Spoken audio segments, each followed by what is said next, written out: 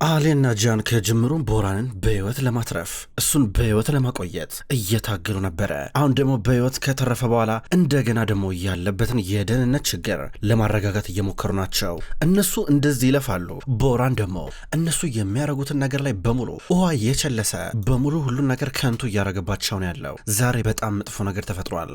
ቦራን ሄዶ እጁን አሳልፎ ነው ለፖሊስ የሰጠው። ወታደሮች መጥተው ይዘውታል። በድንገት ተተኩሶበት ጃን ተወርውሮ መሀል ላይ ገብቷል።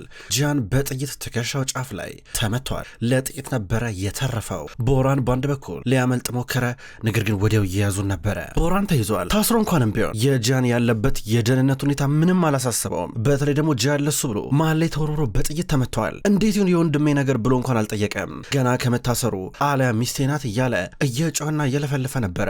ጃን በአንድ በኩል ሆስፒታል አዲድን ብሎ አሊያን አስቸግሮ እቤት ከመጣ በኋላ አሊያም ቤት እንዲመጣ ካረገችው በኋላ ያልቺን ዶክተር ጠርጥሮ ቀዶ ሕክምና ተደርጎለታል። ጥይቱ እንዲወጣ ተደርጓል። አሊያ በጂያን በጣም ተናዳበታለች። ስለዚህ ከአሁኑ ይቅርታ እንዲጠይቃት እያረገችው ነው። በተለይ ደግሞ ስለ ሆስፒታላቸው የአመራር ሁኔታ እየተወራ ያልችን ቦታውን ይረከበው ወይስ አንቺ እያለ እየጠይቃት አይ እሱ ይሻላል እያለችው ነበረ። ከዛ ያልችን ከሄደ በኋላ ጂያንን ሁል ጊዜ ቆይ መስጋት አለብኝ እንዴ? ሁል ጊዜ መጨናነቅና ማሰብ አለብኝ እንዴ? ጂያን ለኔ ያስብልኝ እንጂ ምን ሆነ አልቆይ አያርገውና ጥይቱ ትንሽ ጠጋ ቢል ኖሮ እኮ መጥፎ ቦታን ያገኝብህ ነበረ። ከዛም ኮማ ውስጥ ሁሉ ልትገባ ትችላለህ።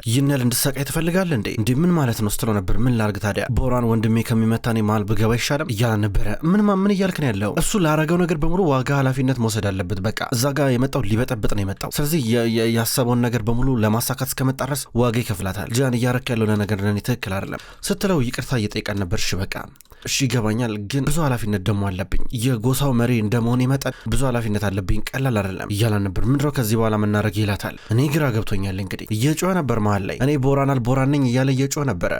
ቦራ አለመሞቱና መመለሱ ሁሉም ሰው ሰምቷል። እንግዲህ ሁሉም ሰው ሰምቷል። ምን እንደሚሆን አላውቅም። አሁን ፍርድ ቤትም ቢሆን ይመሰከርበታል በህይወት መኖሩ።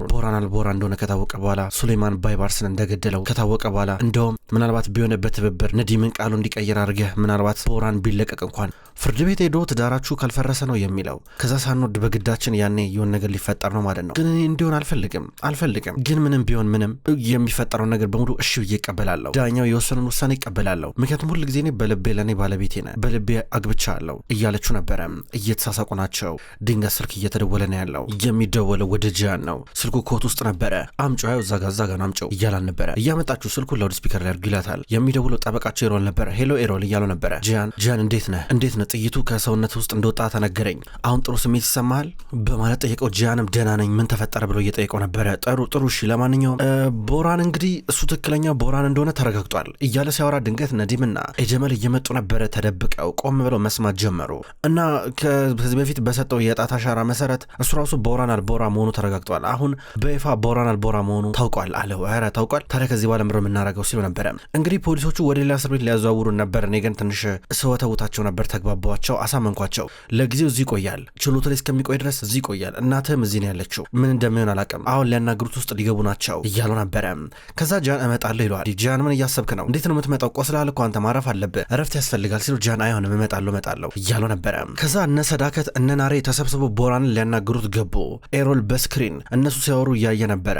አሊያ በሌላ በኩል ጃንን ልታረጋጋው ብዙ ታገለች፣ ልታሳምነው የትም እንዳይሄድ። አሊያ ቆይ መሄድ አለብኝ እያለ ነበር። ምን እየሆንክ ነው ያለው አንተ? ጥይቱ ከሰውነት እስከ ወጣ 5 ደቂቃ እንኳን አይሆንም፣ ተኛ አለችው። አይ መሄድ አለብኝ ምንም እኮ አላረግም እኮ ልየው እያላት ልብሱን ታለባብሰዋለች። ልብሱን እየለበሰ በመጨረሻም ወደ ፖሊስ ጣቢያ እየመጡ ናቸው። ከተወሰነ ደቂቃ በኋላ ፖሊስ ጣቢያ ደረሱ። እሷ ናት መኪናውን እየነዳች ያለችው። ቆይ እኔ በር ከፍቼ ልቀበለ እኔ ደገፍ አረጋለሁ ስትለው አያስፈልግም ብሏት ከመኪና ሊወጣ ነበር። ምን እየሆንክ ነው ያለው? ቆይ አንተ ተረጋጋ እስኪ ብላ እየተቆጣችው በሩን ከፈተችለት። ጃን መምጣቱ እነ ከድርን ሁሉ ገርሟቸዋል። ከዛ ጃን እዚህ ጋር በደንብ ጠብቁ ብሏቸው ወደ ውስጥ እየገባ ነበረ። መታወቂያውን እየሰጠ እኔ ጃን አልቦራ ነኝ፣ ቦራን አልቦራ ለመጠየቅ ነው የመጣሁት እያለ ነበር። ኤሮልም ቢሆን ቦራን አልቦራ ወንድሙን ለማየት ነው የመጣው እያለ ይናገራል። ከዛ ጃን መታወቂያውን ቼክ እያስደረገ ወደ ውስጥ ሊገባ ስክሪኑ ፊት ለፊት ሲመለከት እነ ናሬ እያናገሩን ነበረ። ቦራን እዛው እስር ቤት ውስጥ ሆኖ ይወራጫል። እነሱ ተረጋግተው ያናገሩታል። እሱ ግን መነጋገር የሚባል ነገር አይታይበትም። በአንድ በኩል ኤሮል በጣም ጥሩ ጃን መግባት ትችላለህ፣ አሊያ አንቺም ትገቢያለሽ እንዴ እያለ ነበር ኤሮል። ከዛ አሊያ አሰበችና አይመስለኝም፣ አልገባም እኔ እዚህ ብቆይ ይሻለኛል፣ እዚህ ሆናለሁ ስትል ነበረ። ከዛ ጃን ጥሩ በቃ እኔ እገባለሁ ብሎ ወደ ውስጥ እየገባ ነበረ። ከዛ አሁን ሰዳከት ቦራንን እየጠየቀችው ነው። እንዴ ቦራን ምን ተነጋግረን ነበረ? ልጄ ትዕግስተኛ መሆን እኮ ነበረብህ እኮ ትንሽ መታገስ እኮ ነበረብህ። ትንሽ አጠብቀንም ነበር እንዴ? ትንሽ ብትታገስ ኖሮ እኮ ነዲምን እናናግረው ነበረ። ነገሮች ቀላል ይሆናሉ። አሁን ግን ሁሉም እውነት ፈነዳ። በጣም ከባድ ነው የሚሆነው። ቢያንስ ትንሽ መታገስ እንኳን እንዴት ያቅታል? እንዴት ይከብዳል? እያለችው ነው። ቦራን ወደዛ ወደዚህ ይንጎራድዳል። ሁላችንን ነው እሳት ውስጥ የከተትከን ትላለች ሰዳከት። ጂያን ሲጀመር እዛ አደባባይ ላይ እሷን መውሰድ አልነበረበትም። እዛ ወስዶ ክሱን ብሶ ደግሞ አብሮ መደነስ አልነበረበትም። እናንተ ማስቆም ነበረባችሁ። ምንድነው እሱ ሚስቱ ናት እንዴ? ከዚህ በኋላ እኔ እኮ ነኝ እሷ ባል አይደል እንዴ? አብራችሁኝ እኔንም ነው ያቃጠላችሁኝ እያለ ይናገራል። ከተናዶ ጭንቅላቱን ይነቀንቃል። ቦራን ከመጀመሩ ነው እንደዚህ የተቀየረው ብሎ ተናዶ እያየው ነበረ። ሁላችሁም እዛ ነበራችሁ። ተው አታርግ አቁም ማለት የምትችሉትን እናንተ ግን ዝም ብላችሁ እንዳሻንጉሊት ቁጭ ብላችሁ ስትመለከቱ ነበረ፣ ስታጨበጭቡለን ነበረ እያለ ቦራን ይከሳቸዋል። ቦራን ምር የምታወራው አንተም እኮ እዛ ነበርክ እኮ አይተሃል እኮ ምንድን ነው ይሄ እኮ በዓል እኮ ነው። ምን ሆናል ወንድሜ ለአንተ ብሎ በጥይት እንዳትመታ ብሎ መሀል ላይ ገብቶ እንዴት ራሱን መስዋዕት እንዳደረገ አይተሃል አይደል? አሁን በህይወት ያለኸው ምስጋና ለወንድሜ እሺ፣ በጂያን ምክንያት ነው እዚህ ያለው እያሉ ነበር። ናሬን ብትሆን እንዴ አንተ ሲጀመር ጂያን እንዴት ሆነ እንኳን ብለህ እንኳን ስለ ጤናው አትጠይቅም እንዴ? ይሄን ያህል በጣም እለኝ ሆናል እንዴ አንተ? እንዴ ለአንተ ብሎ እኮ ቆስሏል እኮ ስትሉ ዝም በይ አንቺ ዝም በይ፣ ሁላችሁም ዝም በሉ በቃ ማናችሁም እኔ እንደዚህ ማናገር አትችሉ ማናችሁም እያል ነበረ። ስማ ራስን ማረጋጋት አንተ ብትሆን እንደዚህ ማውራት አትችልም እያለ ሻይን ይቆጣል። ስማ አሊያ እኮ ማለት ነው ጂያን ጥይቱ ከሰውነቱ እስኪወጣ ድረስ ቁጭ ብላ እያለቀሰች ነበር በጭንቀት በማለት ይመለከቷል። ምንድነው እሷ ደግሞ አሁን ሰርጀን ሆነች ያልችናላ ዶክተሩ አለ አይደል እንዴ? ሱፐር ሰርጀሪው ማድረግ አይችልም እንዴ? ምንድነው የምታወራው? ይኸውልህ ሲጀመር ማለት ነው እዛ ድረስ ሄደችው በዓሉን ለማክበር አይደለም ከጂያን ጋር ለመሆን ብላ ነው። ሰበሮ የምትፈልገው ከሱ ጋር ለመሆን ብላ ይሄን በደንብ ነው የማውቀው ብሎ ይናገራል። ድንገት ጂያን ከተፋለ አዎ ከኔ ጋር ለመሆን ብላ ነው እና ምን ነው የምትለው? ምን ይጠበስ ነው የምትለው አንተ እያለ ጂያን በርቀት ቆም ብሎ እየተናገረ ነበረ። ቦራን አየው። ለምን ተነሳ አንተ? ለምን መጣ? ጂያን ማረፍ ነበረብህ እኮ እንዴት ትመጣለህ? ይሉታል ሻይንና ካያ። ሰራከተም ብትሆን እንዴ ጂያን እንደዚህ ሆነ ትመጣለህ እንዴ አንተ? እንደዚህ ቆስለህ ትመጣለህ እንዴ? ምን ሆነሃል አንተ? ረፍት ማድረግ እኮ አለብህ እያለችው ነበረ። አዎ ዛሬ ከኔ ጋር ነበረች፣ ነገም ደግሞ ከኔ ጋር ትሆናለች። ችግር አለ እንዴ? ምን ነው ከፋ ቀራለ እያሉ ነበር። እዩ ተመልከቱት እዚህ ድረስ ሊሰርበኝ መጣ።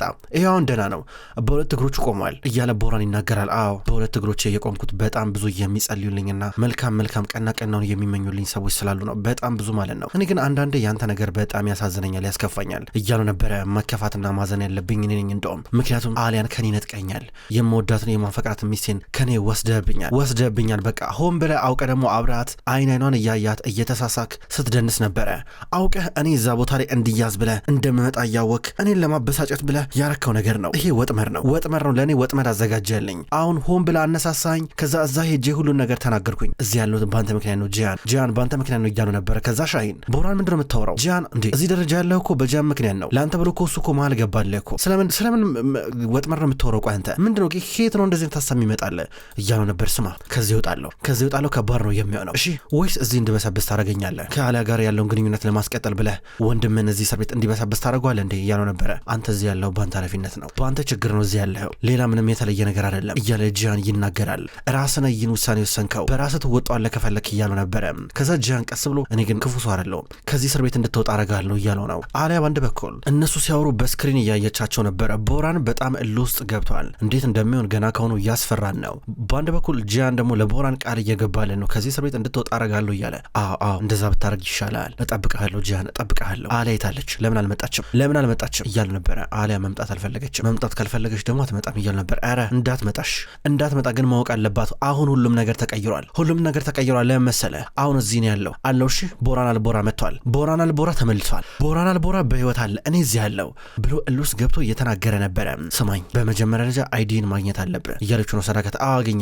አገኛለሁ ከዛ በኋላ እወጣለሁ። ሱሌማንን እንዳልገደልኩት ይረጋገጥልኛል። ከዛ ይህን ትዳር አፈርሰዋለሁ፣ እበታትነዋለሁ። አሊያና ጂያን ከዛ በኋላ ወዲያው ይፋታሉ እያለ ይናገራል። ጂያን ተረጋጋ እያለው ነበር። የመፈታቱ ነገር እንኳን ያጠራጥራል። ከዛ ጂያን ቀስ ብሎ እየወጣ አሊያ ብርጋ እየጠበቀች ነው ወጣ። ሰዳከት ከዛ መጣች። አንቺ እዚህ መምጣትሽ ካልቀረ ገብተሽ አታየውም እንዴ ስትላት፣ አልፈለኩም ምክንያቱም እኔ የመጣሁት እዚህ ለቦራን ብዬ አይደለም ለጂያን ብዬ ነው የመጣሁት። ጂያን ቆስሏል፣ ከባድ ሁኔታ ነው ያለው፣ ህመም ነው ያለው። እንደዚህ ሆኖ እሱ መልቀቅ አልነበረብኝም፣ ስለዚህ ለሱ ብዬ መጣሁኝ ትላለች። ድንገት ጂያን መጣ።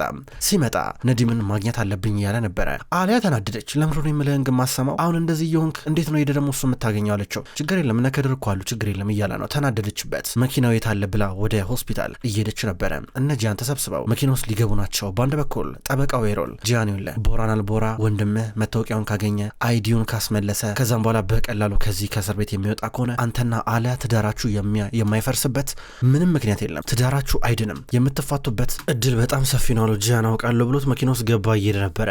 እነ ሻይን በረጋ ቀሩ። በሌላ በኩል ጂያን ወዲያው ነበር ነዲምን ያገኘው። ጭር ያለ ቦታ ተገናኙ።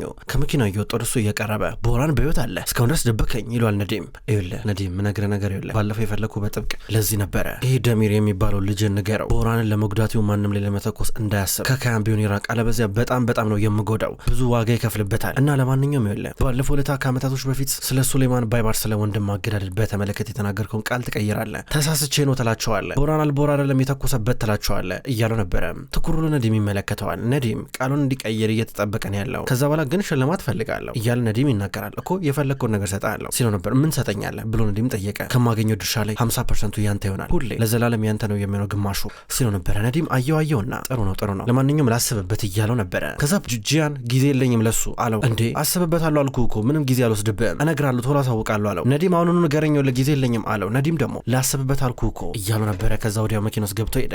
እነ ከድር ምን አለ ይሉታል። እንግዲህ እቺን እድል መቼም ነው የማያገኛት፣ ከዚህ በኋላ በደንብ ሊያስብበት ነው፣ ከዛ ከባድ ነገር ነው መቼስ የሚጠይቀኝ እያለ መኪና ውስጥ ይገባል። እነናሬ እዛው ፖሊስ ጣቢያ ጋር ናቸው። ሻሂን የቦራን አብሮ አደግ ነው። ካያን ቢሆን ወንድሙን ጠንቅቆ ያውቀዋል። ነገር ግን ይሄ ቦራን የተለየ ሆነባቸው። ይሄ ቦራን ማንም ሰው መስማት አይፈልግም፣ ማንም መረዳት አይፈልግም። ምን ሆኖ ነው እያለ ሻሂን እየጠየቀ ነበር። ከዛ ደግሞ ካያ ዘሬና ፈቀች ሊያት ፈልጌ ነበር አለ። ሻሂን ደግሞ እማያለች እንግዲህ ከሷ ጋር መጋፈጥ ከፈለክ ይለዋል። አሁንም ቢሆን ኤጀመል ነው መኪና ውስጥ ሆኖ በርቀት የሚከታተለው። ሁሉም ሰው ጥርግ ብሎ ከፖሊስ ጣቢያ እስኪ ድረስ ይጠብቃል። ሄዶ ብቻውን ቦራንን ሊያናግረው። አሁን ካያ ኢፔክን ሊያናግራት ፈለገ። ከኢፔክ ጋር የተለያዩበት መንገድ ብዙም ደስ አይልም። ከዛ ጠበቃት። ከዛ በኋላ ስታየው ደነገጠች። እዚህ እንዳለው በምን አወካለችው? ያው ዩኒቨርሲቲ ኮሌጅ እንደጨረሽ ኢንተርንሺፕ እንደምትወጪ አቅ ነበር፣ እዚህ እንደምትመጪ ነግረሽ ነበር አላት። ዞር በለኝልኝ እሺ ብላ መኪና ውስጥ ልገባ ነበረ። ኢፔክ ማውራት አለብን አላት። ምር የምናወራው እኔ እናንተ እኮ ምንም የምናወራው እኮ ነገር የለም አለችው። ማውራት አለብን አላት። ለመናት እባክሽ እያላን ነበረ። ከዛ እሺ ተባባሉ። ወደ ጠግጋ እየሄዱ ነበረ። ምር የምትለኝ አለችው። ኢፔክ እንግዲህ በመጨረሻም ነገሮች አልሰሩልንም ነበረ። ኢፔክ ስለሆነው ነገር በጣም ነው የማዝ ነው። በጣም ይቅርታ አንቺ የምትፈልጊውን ፍቅርን ያልሰጠውሽም፣ ነገር ግን በቃ አላውቅም ነበር አላወኩም ነበር። በሰዓቱ ግራ ገብቶ ነበረ።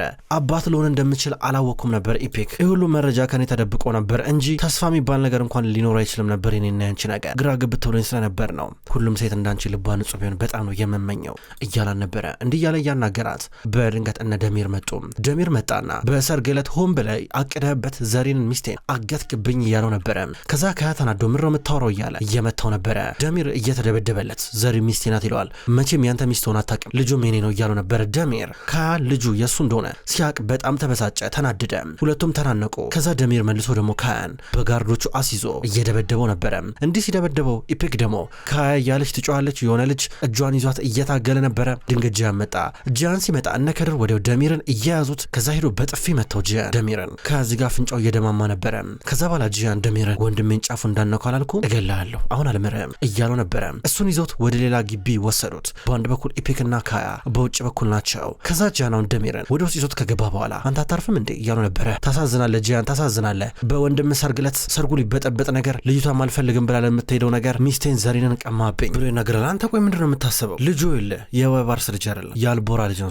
ሰማረለ ከካያ ነው ልጁ የተረገዘው። ምንድን ነው የምትቀባጠረው? ምንድን ነው የምታወራው? ሁለተኛ ደግሞ ከዚህ ቀደም በጭራሽ ካያንም ቢሆን ቦራንም ቢሆን ጫፋቸውን እንዳትነካ አጠገባቸው እንዳትደርስ ብዬ አላስጠነቀቅኩም ነበረ? ታዲያ ምንድን ነው የሚያንቀሸቅሽህ? ታዲያ ለምንድን እንደዚህ የምትሆነው እያለው ነበረ። ጂያን ሚስቴን አግተህብኛል። አሁን ደግሞ ቦራን ችግር ውስጥ ገብቶልሃል። እንኳን ደስ አለ። መቼስ ቦራን ችግር ውስጥ ከገባል በኋላ አሁን እዛ እስር ቤት ይበሰብሳል። ከዛ አንተ ከአሊያ ጋር ፍቅርህን ታጣጠማለህ ማለት ነው። አብረህ በደስታ ትኖራለህ ማለት ነው እያለው ነበረ። እንደዚያ ሲለው ጂያን ትኩር ብሎ ደሚርን አየውና ፈገግ አለ። ፈገግ ብሎ አየውና ቀስ ብሎ ነበረ እግሩን የመታው በጥይት። ሲመታው ደሚር ምን ሆነ ነው ብሎ ወደቀ። እያቃስተ ነበር። ስማ እዚሁ አሰቃየቼ ልገልህ እችላለሁ፣ እዚሁ ጭንቅላትን ላፈርስልህ እችላለሁ፣ በጣም ብዙ መጥፎ ነገር እንዳርጋ አትገፋፋኝ እያለው ነበረ። ከዛ በኋላ መቶ ሙዛፈር ደሚርን ደገፍ አረገው። ሆስፒታል እየወሰዱ ናቸው። በአንድ በኩል ከያጠገ አፍንጫው ላይ ነበረውን ደም እየጠራረገ ነበረ። ኢፔክ በጣም ይቅርታ ችግር ውስጥ ከተትኩሽ እያላን ነበር። ኧረ አንተ ነህ ችግር ውስጥ የገባው እንደው ማለችው። እኔማ ለምጄዋለሁ እባክሽ እኔማ ለመድኩት እያላን ነበረ። አሁንም ትኩርና በፍቅር አይን ነው የምትመለከተው። አሁንም ፍቅሩ አልወጣላትም። ድንገት ደሚርን እየጎተቱት እነ ከድር መኪና ውስጥ እያስገቡ ናቸው። ከወደ ጂያን ቀረበ። ወንድሜ እንዴት ነህ? አሁን እየደማ እኮ ነው። ምን ሆነ ነው? ደህና አይደለም እንዲህ እያለው ነበረ። ደህና ነኝ ሄዳለሁ አሊያ ጋር እሷ አንተን ትልልኛለች ችግር የለም እያለ ነበር። ተኮስክበት እንዲ ያለው በጣም ሲዘባረቅ ነበረ። እንደውም ጭንቅላቱ ላይ አለመተኮሴ እኔ ሆኜ ነው እንጂ እሱን መግደል ነበረብኝ ያሉ ነበረ። ወንድሜ እየደማብህ ነው ልደድ ትከሻ ላይ ደም እየወጣ ነው የሆነ ነገር ማድረግ አለብን ነዲም ምን አለ እያሉ ነበር። አናገርከው ብሎ ጠየቀው። አናግሬዋለሁ ግን በጣም ችግር አለ ታውቃለህ ነዲም በአሁኑ በጣም ሊጠቀምብን ይፈልጋል በቀላሉ ይህን ጉዳይማ አይተውም እኔ እንጃ ብቻ እስኪ የሚለውን ነገር እከታተላለሁ እዚሁ ናርል አለው።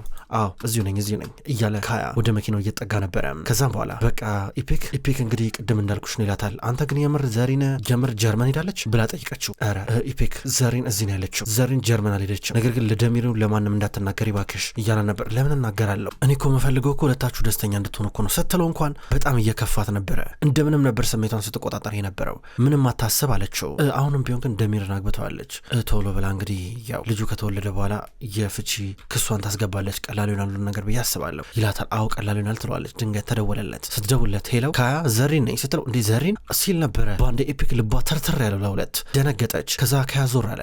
ዘሪን አዲስ ስልክ ነው እንዴ ይላታል። አዲሱ ስልኬ ነው እኔ ጋር መምጣት ትችላለሁ ነማ ይወታለች። እንደውም መድኃኒት ስላለቀብኝ መድኃኒት ገዝተልኝና አለችው። ከዛ ፋርማሲ እዚህ ካለ ገዛልሻለሁ ሲላት ኢፒክ ፋርማሲ እዛ ካለልህ አለችው። ከዛ ካያ ወዲያው ተሰናበታትና ኢፒክን ጥሏት ሄደ። ኢፒክ ቆማ እያለቀሰች ነው ግን ተከተለችው። ዘሪን ያለችበትን ቦታ ማወቅ ትፈልጋለች። ከዛ እሱ ወደ ፋርማሲ ሄደ። መድኃኒቱን ገዛና ወደ ቤቷ እያመራ ኢፒክ ዝም ብላ ስትከተለው ነበረ።